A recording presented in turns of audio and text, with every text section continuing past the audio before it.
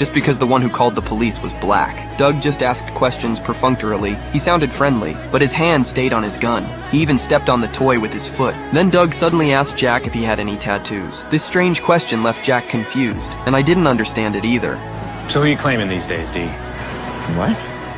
I'm not claiming anybody. I'm not in a gang. So you're not Murder East Nation? State Lane Crew? No, dude, we got robbed. Owe anybody money, D-Ball?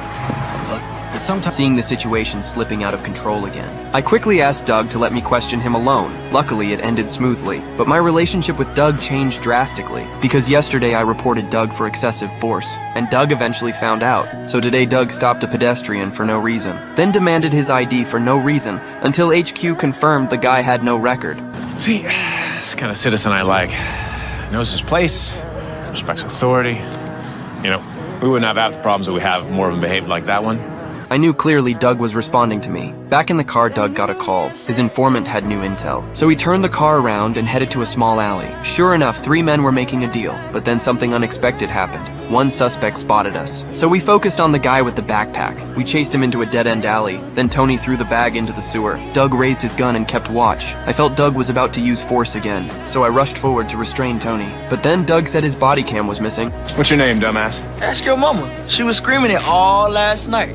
You and me are gonna have a lesson in respect. Teach your mama some respect. Get that hoe off the streets. Tony completely enraged Doug, so he told me to guard the evidence, then turned around to take Tony away. But Tony wasn't scared at all. Doug dragged him off angrily. I called my superior, but no one answered, so I left a message saying Doug had taken a suspect by force, and his body cam was gone. I hesitated a lot, but finally I still went after them. But to my surprise, the kid in the patrol car was unharmed, and Doug was pointing the body cam at me, but the evidence was now left unattended. You know, my last rookie did everything I told him to. The guy's name was Owens. You know him? Always had my back. Still does. Too bad Jackson isn't more like him.